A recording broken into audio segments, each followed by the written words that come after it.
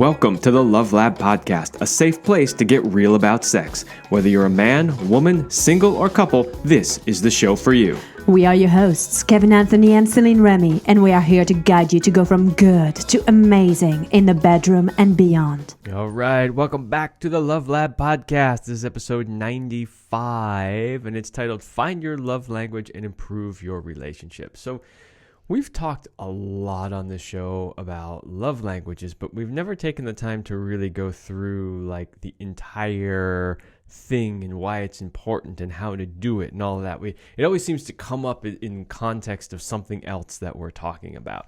So today we thought we would dive a little bit deeper into the love languages, not just what they are, because a lot of people have heard what they are. But I think what we really want to get into is sort of practical usage of it, because that's where people seem to fail. Everybody goes, oh yeah, I took that test. I know what the love languages are. And then we go, well, okay, so how do you use them? Crickets. Well, like every once in a while I'll kind of, right? So there seems to be a problem with where the rubber hits the road. And so I think that's one of the areas we really want to focus on today. Yeah, so this show is going to be for you, whether you are already versed with the love languages or you are a newbie. And if you want to really take those to the next level, because it's not just about knowing your own love language, but knowing other people's love languages and how to bridge that gap between the knowing and the understanding in your head and taking action so that the person can really feel loved. And really excited. We're going to share some different examples in there and friend stories and give you a lot of tips. I want to just say that this is all based on the work of Gary Chapman, who's the one who wrote the 5 Love Languages book.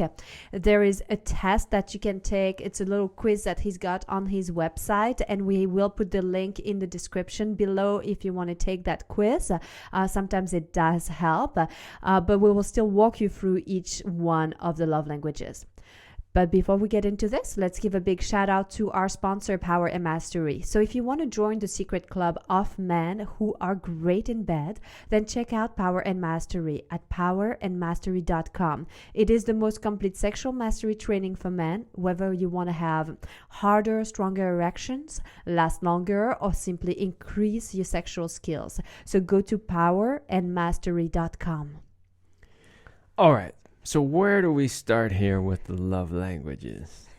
Well, I think the best place to start is always with the self, right? So I think it's like if you're not yet familiar with your love languages, or maybe you are familiar and you've done the test many years ago, it's an interesting experiment to take it again. I have seen it that some people will evolve over the years in terms of what they want and what they truly need. And we'll talk also about the thing that just because you're one doesn't mean you're not the other in all of this. I think that's really important. But the first part is knowing your own love language. So if you're curious, like look at how do you express love to others? Okay, when you're like naturally, without thinking it, how do you usually show your love to others? So for my case, it's with words of appreciations. It's interesting. There are several that are in the mix. There's definitely there is an act of service and quality time. I mean, maybe I'm not a good case. I'm like already like, oh my gosh, like I'm all of them. Sorry, I'm getting you confused. So maybe we'll go back to that one later. But how do you? Okay, so but let's take a step back for a second here.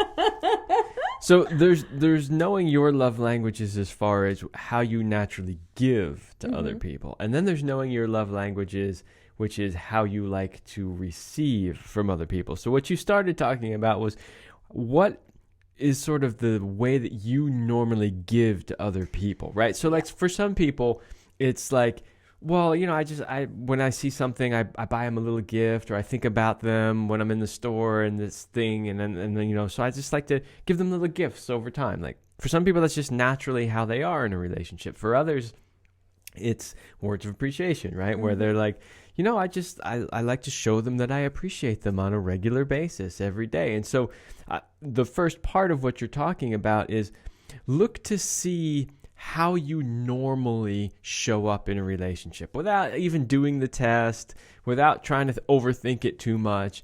Just think about what are the types of things that you do. Do you tend to give gifts? Do you tend to give appreciation? Do you tend to do acts of service? Do you like to spend time with people? Is it just about spending quality time? I mean, that's actually a big one that gets overlooked a lot. For a lot of people, it's just a matter of, do we spend time together? So think about that, because that is going to be very important when you find out what your partner's love languages are, because you're going to see if they line up. And it's okay if they don't, but if they don't, then you're going to have to figure out how to make them line up. And we'll talk more about that later. Well, and the reason I had you start with how do you express love to others, because that's usually like, you do usually what you like to receive. So there's a correlation between how you tend to do it to others is how you like to have it done onto yourself as well. So it was kind of as a way to start to get to know yourself more. Another thing that can help you to see is it when you're in a relationship, and it could be any relationship, it doesn't have to be an intimate relationship. I want to point that out. What is it that you miss and complain about the most? And okay, I'm again going back to my own example of earlier when I'm saying, well, there are so many different love languages that I do like and appreciate. But if there was one missing, and I had a relationship where it was missing, and that's how I knew that it was the most important one for me. So the man I was with was not good at giving me words of appreciation, telling me I love you and using words. And I realized that it didn't matter how much he would spend time with me or do things for me or anything like that. The fact that he was not willing, able, whatever the excuse was, and we'll come back to that later, basically felt like the love was missing. You know, and I gave it 6 months. I tried, and I was like, this is not working for me because I am not receiving the love that is kind of like oxygen for me. And I know, like, let's say he would do other things, and in my head I would translate. I was like, this means I love you, you know, and it still wasn't enough. So if you were to be in a relationship and there's like, you take away one component, what is it that you would say like you're missing the most, you know? And if it's like, wow, I couldn't be in a relationship without touch. I couldn't be in a relationship without somebody telling me I love you, like all of these different things. So that could help you find that. And then the last part in helping you finding out your own love language is, what do you request most often? What do you want? So we started to look at what do you give, what's missing, if in that you're like complaining about, and then what do you want? What do you request? Yeah, so this is a really good one, because this makes it really obvious what it is that you naturally like. What are the types of things? Are you always saying, oh, can you rub my shoulders? Oh, I'd really love it if you could give me a massage. Like, obviously then if you're requesting that on a regular basis, touch is definitely one of your love languages. Or if you're asking for more appreciation, whatever it is, I think it's a really good clue as to what your love languages are, or what is it that you ask for. So before we explain, we're going to explain all 5 of them. I want to restate them all 5 in case you are totally newbie and you're like, oh, which one are they? And they are really, you can boil down love languages to 5 categories, okay, which are words of affirmations, quality time, acts of service, physical touch, and gifts. And so think of different things. You're like, oh, but what I really like to do is cooking. I express my love through cooking. What that really can be boiled down to is through an act of service. Right? And so that's why there's those 5 big categories, but how can be a little bit different, but still falls within those categories. Yeah, I don't know if I've found anything yet that doesn't fit into one of those 5. That is true. Yeah. And some of them fit into more than one category, actually. Absolutely. What I'm excited too about bringing to you is like, how do you deal when you have different love languages? Because this is very common, and I want you to be able to really speak each other's love language, because it makes life much easier. So how about we start with diving into words of appreciation, or I always say words of appreciation, but I think he calls it words of affirmation. Anyway, it doesn't really matter. It's close enough. So let's start with that. Let's dive into it. What is it? What does it look like? And then giving you tips and tricks on like how to bring that into your relationship if that's your partner. Okay. Number 1 on the list, words of affirmation. So when words of affirmation is your love language, you thrive when receiving verbal appreciation. That's kind of the gist of it, right? It's appreciation. And this is something that we do a lot in our relationship. And I will give you credit for really getting me on board with this one. Ooh, thank you. Well, because you have a little game where you often say, hey, tell me 3 things that you love about me. Absolutely. So here's the thing that I learned about myself, that words of affirmation for me is the number 1. If I don't have that, it's missing. And it's hard to feel fully loved to the extent that I can be loved if I don't have that. Now, we all have different levels of how much of this we need to fill up a love tank. And it will vary throughout your life, throughout cycles and times and places. And what's important is to not always just wait for somebody to fill up your tank, but to ask for it if your tank is empty. Like, hey, like I could use a little appreciation, or, and that kind of can feel needy. And that's why I created the game. Tell me 3 things you love about me. It's a game and it's fun, So it's like, it doesn't look like I'm needy, but I'm asking for love, But it works very well. And in the dynamic of the relationship with the feminine and the masculine energy, it's really nice to come from that place of playfulness. It's from like asking something from the masculine to deliver to you, and then you get to fully receive it. Yeah, and here's the thing. I think a lot of guys are probably thinking when they're listening to this, this sounds like work. Or maybe something along the lines of, I really don't like when she asks for that. Like, it's just, don't like it. But here's the thing. I actually love that you ask for that. And the reason is because it's actually not my primary love language. And so it's really easy for me to kind of forget because it's not what I would ask for. In fact, a lot of times when you say, tell me 3 things that you love about me, I'll give you a list of things that I love about you, but I almost never ask you in return. Absolutely. And it doesn't mean that I don't appreciate it, because I actually love it when you do it. When you tell me things that you love about, I'm like, oh, that was cool. Oh, that felt really great, But it's not something I would normally just ask for. So I appreciate the fact that you do ask for it, because it's not something that just comes to me right away, And so it's totally fine. Remind me, yeah, I'm happy to give you what you want.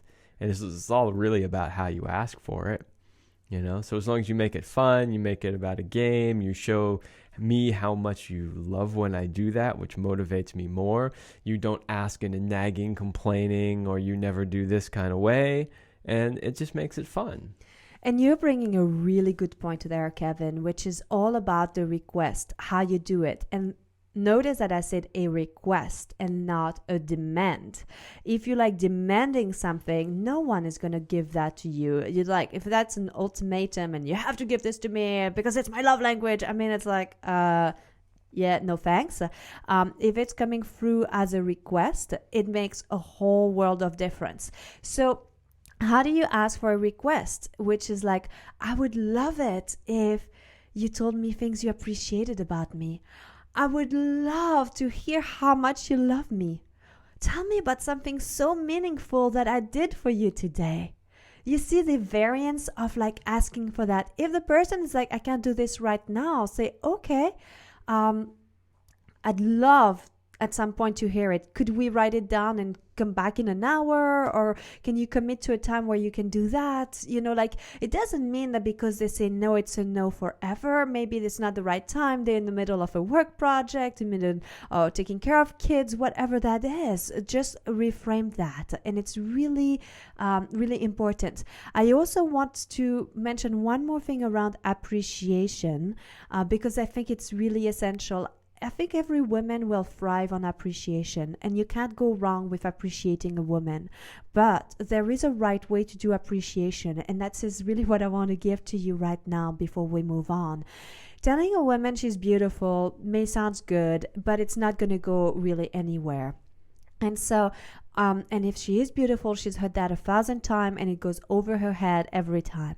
What will make a bigger difference is to be specific with your appreciation. So it's to look for something, pinpointing it. Maybe it's the way her dress is hugging her body. So you could tell her she looks beautiful. That's good. But if you say, you look spectacular in that dress, the way it shows off your curve, you look so divine. This sounds much better. And so notice the little things, or like, oh wow, the blue of your vest really makes your eyes pop, Kevin, today. You look so sharp.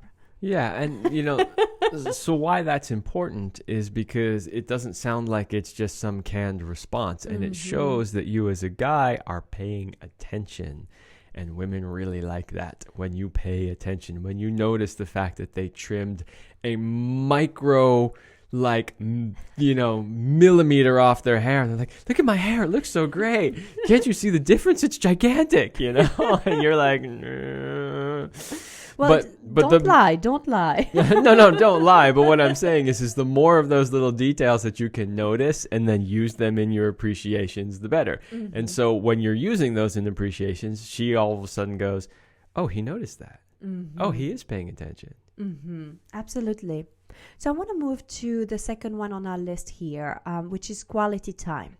So quality time basically is your primary language when receiving someone's undivided attention will go straight to your heart. So what you want is to spend time together, schedule date, do things together, be together. Oh, this has to be your number 2. Yeah, it kind of is. I had to think about it, and I was like, yeah, it kind of is. And actually, it's hard for you to decide, at least from my point of view, whether or not appreciation or quality time is number 1. They might even be a little tied there. No, appreciation and affirmation is number 1. I can tell you that. But the quality time is close second. Yeah, it's not far behind. No. And so what's interesting about the quality time is it's about being willing to do this with your partner. If it's not really like your love language, know that it means a lot to them. So it's not being next to them. Quality time is not watching TV together. Quality time is not sitting next to each other on your phone. It has more to do with looking at each other, in really creating a connection. And again, it doesn't mean that you have to do 3 hours of it. It could just be to be right there for 10 minutes. That can be enough. Everyone, again, has a different need in their love tanks of how much they need of that to feel fully loved up. Yeah, I think the operative word in quality time is quality. Because there's tons of people that spend a lot of time together, but it's not really quality time. Like time, doing the shopping and the chores around the house and taking care of the kids is not really quality time for your relationship per se. I mean, it could be, so I don't want to discount anybody that says, no, we have great family quality time, because that's possible. But for many people, it's not. It's busy work, and it's not connected. Yeah, and we'll talk about a reframe too, but if you don't know exactly what to do because it's not your love language, you don't have to be guessing. We highly recommend that this is a conversation you have with your partner, and literally create a document, create somewhere, write it down. We did things like that where I was like, okay, I'd like to have romance, and this is what romance looks like for me. Kevin was like, I don't know. And I was like, okay, here are 25 things. And it's like, here are things that would speak to me. Because again, just because quality time is an umbrella term, and it will mean different things to different people. So ask your partner specifically, what is it for them that makes the biggest difference? Because honestly, I want to be able to put in the least amount of energy with the greatest return on it. that's really what I'm aiming for. So I would much rather know like what can make it to go straight to their heart. Well, and, we all want to be successful. Whatever it is we're doing, we actually want to do it well. We want to be successful. And especially as guys, we don't really like to guess so much. Like we kind of like the manual, even though there's this stereotype that guys never read the manual. Trust me, if there were a manual for women, we would read it because we just want to know what to do, and we don't want to have to guess to figure it out. There's one last thing that I'd like to bring on the quality time, because for some people that's not their primary love language, they might feel like, oh my gosh, this is going to be a lot of my time. Like, I don't have time for this, or I don't know, like, I want you to think of it as an investment. And I want you to think of it as the more you're willing to spend some quality time, the less you're going to spend time bickering, arguing, and having resentment. So you're actually doing something that will prevent from all these horrible things that we don't want to have in relationships. So just investing an hour a week will prevent that. So it's worth it. All right, let's move on because we still got 3 more to do. All right. Number 3, gifts. All right, so if you enjoy receiving gifts, then gifts is probably one of your primary love languages.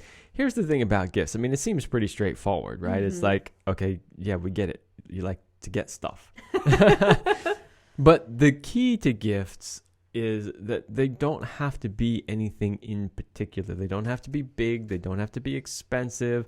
They don't have to be anything in particular. And what matters more when it comes to gifts is, they always say it's the thought that counts. Well, it is actually the thought that counts. And it's the emotion behind the gift that you give more so than the gift itself. In other words, you could be throwing, diamond necklaces and rings all over the place, but if there's nothing really behind it, if you were just like, I fucked up, I'm going to stop at the jewelry store and pick up a $1,000, diamond bracelet or something like that.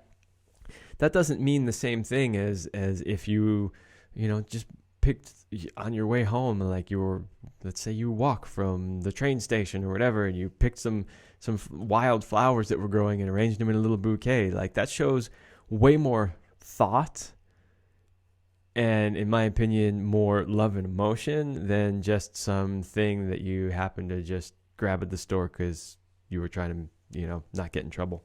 Absolutely. I would say yes to this.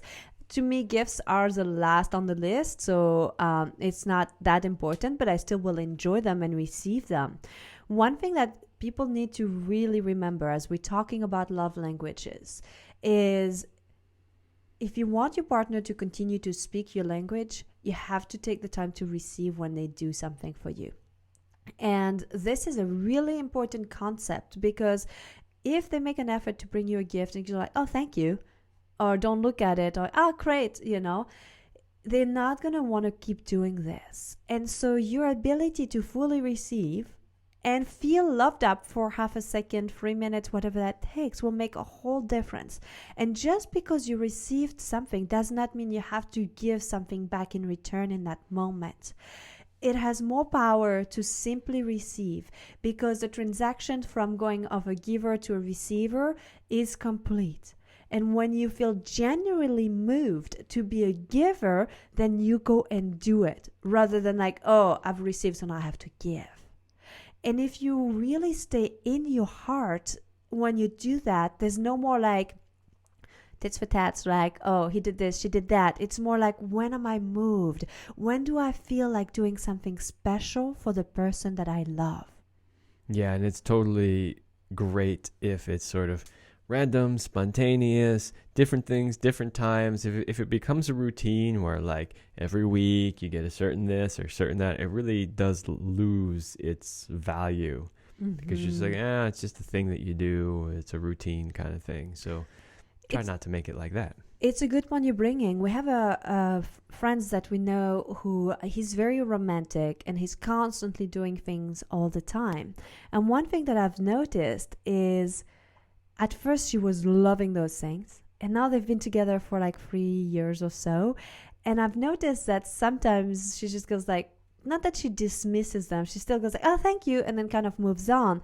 But there is a point where it could also be a little bit too much, and it's better to take a little breaks than to constantly be doing this. Yeah, in their case, he loves to give gifts. Mm-hmm. And it's not that she doesn't like to receive them. She does, but I can tell it's not her primary love language. And so it's kind of interesting to see that mismatch, She's like, oh, that's great. I love it. Thank you. It's not that she doesn't appreciate it. It's just that you can tell they have mismatched love languages there. And it lights him up to do that kind of stuff. Mm-hmm. So we got some more fun stories that we're going to tell you as we move to number 4 of acts of service. Oh, yeah. We got a good one. But before we do that, we want to invite you to our special program of if you are longing for deeper levels of sexuality coupled with emotional intimacy, spirituality, and just true connection, then our Sexual Power and Passion VIP program is for you. This next level intimacy coaching for modern couples is designed to help you bring the passion back between the sheets and beyond. This 90-day program is truly for the couple that does not want to live a life of average and wants to be synced up sexually so that they can thrive with more purpose and passion in life. And you can find more about our VIP Power and Passion program at CelineRemy.com/passion. All right. So number 4, acts of service. When acts of service is your primary love language, anything that your partner does to ease the burden of your responsibilities will speak volumes. Mm-hmm. All right. But lots of things can be considered acts of service. Like personally, I think a blowjob is an act of service. It could be a gift too, but And that's a great point you bring in, Kevin. And this is one of the biggest reframe when we work with couples that we have them start to see. Because one of them is like, oh, I'm all about like gifts or acts of service, something different. But like you said, your acts of service could be considered a gift, but it's still an act of service. Or spending, even if, let's say, your partner's time is quality time and you are acts of service, being willing to spend quality time with them can become an act of service from yourself. And so it's all about the reframe about how you see it. So you don't have to think like, oh, I don't speak that language. And by the way, it's not difficult to learn somebody else's language. It's not difficult to learn another language. As you can hear, I speak English and I also speak French. My native tongue is French and Kevin only speaks English. And I learned English so that we could communicate. It wasn't that hard. And so it's the same with the love languages. She didn't learn English just to communicate with me. She knew it before we got together. Yeah, that would have been so romantic, Kevin. That's true. I just didn't want everybody to go, well, why didn't he learn to speak French?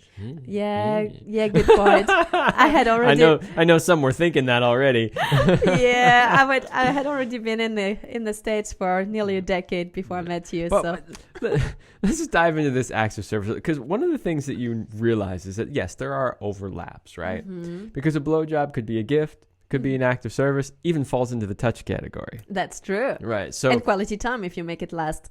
Well, that's true. Could be it's an quality all-encompassing gift here, listeners. Oh my God, we just figured it out. The thing that satisfies all 5 love languages is the blowjob. You heard it here on the Love Lab first, ladies and gentlemen. It could just be any oral. It doesn't have to just be a blowjob. Okay, let's be that's clear. True. It's just true. oral sex. All right, there you go. But here's the thing about acts of service. This is one that I think a lot of guys just naturally do. Like we talked in the beginning about, look at the types of things that you tend to do normally. Mm-hmm. And I think a lot of guys do this. And I think that it is one of the most overlooked ones by women. Mm-hmm. And so like, we'll tell you a story that is the perfect example of this. So we have a friend, she was dating this guy and they were driving in her car and they came home and the brakes made a squeaking noise. And so, later on, like, he disappears. She doesn't know where he's at. She's trying to figure out, like, he gets in his car, drives away, and she's trying to figure out what's going on. So then later on, he comes back, and she looks out there, and she sees he's got all the tires off the car, and he's underneath the car doing something. And she's like, what the? And now she's literally getting angry. She's like, where did he go? Why didn't he tell me where he's going? What is he doing to my car? It's in pieces on the ground, you know? And she's like getting herself all worked up, like, you know? So she goes down there and she's like, what are you doing? And he's like, I'm fixing the brakes in your car. Actually, she said she took it on herself. She knew his love language was acts of service and it wasn't her. So she took a deep breath. She got a beer and she said, here's a beer, honey. When she was like, I want to kill you, but I'm going to say this is awesome. She gave him the beer and then she went back inside, vented a little bit when she understood what was going on, like didn't tell him anything. And when he came back, he was so proud because he had delivered the act of service, fixed her brakes, no problem with the car. Now she was safe. And he thought it was so cool that she came by to check in on him and to give him a beer because, again, that's kind of an act of service, right? Yeah. So that showed that this could have gone really wrong had she been like, what are you doing? Like, do the whole process out loud, right? Yeah, I mean, she almost went wrong anyway. Somehow she managed to pull it back a little bit. But it's a great example because that's the type of thing that guys do all the time. Because those are things we do. Like we fix stuff, you know, we're good at that. We actually usually enjoy that kind of stuff. So it's easy for us to do that. And in his mind, he was thinking, I'm saving her money because she doesn't have to take it to a shop. And I'm making it safe so that she's not going to get into an accident, you know. And it's, you know, something that's easy for him to deliver because he's good at it. I'm the knight in shining armor. She's going to love me so much for me doing that. So he's thinking he's doing a great job. And she's in there like getting more and more angry as the minutes go by. Like, put those damn tires back on my car. I love this story because I think even though every gender can have any of these qualities, I do say and see that oftentimes affirmation and appreciation will tend to be a little bit more favored by women who like to receive that. And acts of service oftentimes is something that guys can do more easily. Again, it's a generality. We know many of you will say, I'm not falling into this, and that's fine. We're just speaking as a generality. If you understand that, it's really important to start to look at all the little things. For me, it's like, okay, I made it very clear. I can empty the compost. I can take the trash out. I can do all of these things. I just don't like it. It's stinky and smelly and big. So Kevin became the keeper of all these things for us. And I appreciate those things when he does them, you know, and paying attention to the little things, even if that's not how I would have done it. Maybe from my perspective, it would be coming more from like a mothering, nurturing type. Well, from a guy's perspective, it's more as a fix it than anything else. If you're able to see those things and appreciate him, and here I'm bringing some appreciation in the mix, acknowledging that he's doing this will go a long way in him feeling seen, appreciated, and having his love tank filled up. Yeah, and acts of service can be anything. I mean, there's so many different things that can fall into that. I mean, if you're not good at fixing cars, then don't try to fix her brakes. But but there's tons of other little things. Like this is one that I like to do a lot. I actually like to do the acts of service thing a lot. I don't know why, because it's easy and I don't mind, and I know that it makes your life easier. But little things like we're having dinner on the upstairs deck and we don't have enough olive oil for the meal. And you're like, what should we do? You're like, you don't want to have to get up and go downstairs and get more olive oil. And I'm like, no problem. I got it. You know, or, you know, it's at night and you're like, oh, I left my book downstairs. I'm like, I'll get up and get it. You know, just little things like that. Those little acts of service done repeatedly over and over and over again make a big difference. Absolutely. And I want to do one more reframe around the acts of service. You know, these acts of service need to be done with joy to be received as a gift of love. You can't go like, fine, I'll do this and I complain. It has to be done with love. That defeats the whole purpose. Absolutely. Okay, let's move on to the last one. And since it's yours, why don't you tell our listeners about the last love language? Physical touch. Holding hands, kissing, hugging, and making love are all essential to you if that's your primary love language. Yeah, I like to receive physical touch. I would definitely put that up there as one of my top two ones. top one. Yeah, absolutely.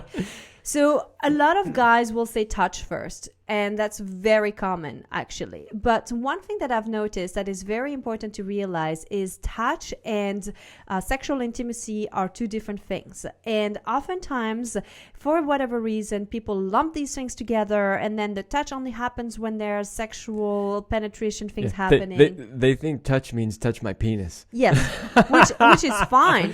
But that's only one of many, many places they could touch. Well, and touch, even if you touch my penis, doesn't mean have penetration sex. True. It could just be touch my penis and worship my cock because it's awesome and every guy wants that. And I think that's something that should be done often. It just doesn't mean that because we're at your penis, we have to do anything else with it.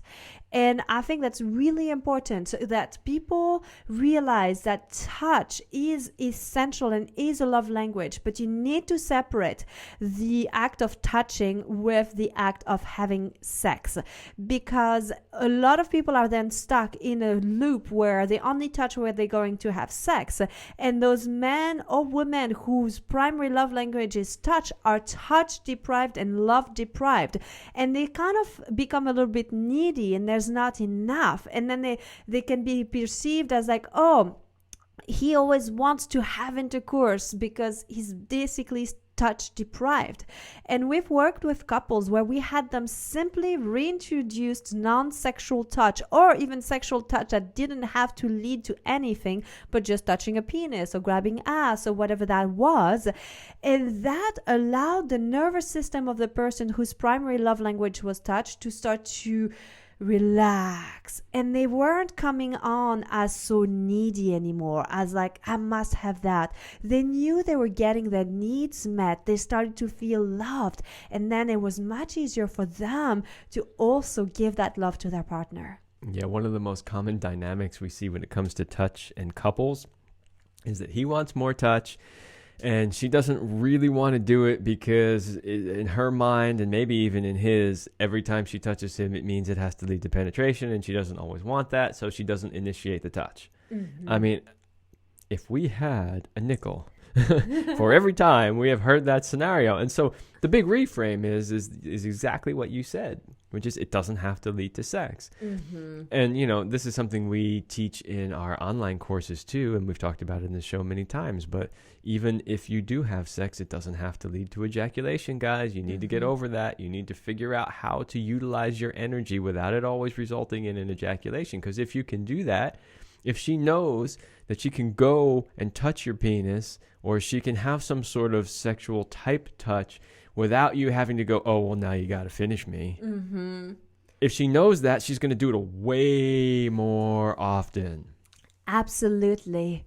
So these are all the 5 primary love languages, and they all have different variations. So we recommend that you sit down with your partner and have them tell you exactly how it works for them. What are the exact things? Take notes, pay attention. It's going to be easier at the beginning of a relationship. And what you need to watch for is once you've been in a long-term relationship, you're over the honeymoon phase, you might be in the cruising, not giving enough attention anymore. And that's when you absolutely need to go back on track with putting attention into your relationship. You can check in with your partner. Like, how's your love tank going? You know, like, it's kind of an expression that Gary Chapman has. Like, how loved up do you feel? Like, is there anything you would need to feel more loved today? What can I do to support you more? Like, be curious and pay attention. And if they say something, it doesn't mean you are doing something wrong. It just means they could use more of something. It's just a request, a suggestion to bring the love to a higher level. Absolutely. So there you go. There is our in-depth explanation of the 5 love languages and how you can use them in your everyday life to make your relationship better. And do them. Really do them. It's worth it. It will transform your relationship. It has saved thousands of relationships. It's such a simple practice, and yet it is so powerful. And it's definitely a key part that you want to bring in to any strong, successful relationship. So do it right now. Go speak your partner's love language. Start now. turn off this podcast. And we'll see you next week. Yes, but make sure you turn it back on next week. All right, everybody, that's all the time we have, and we will see you next week.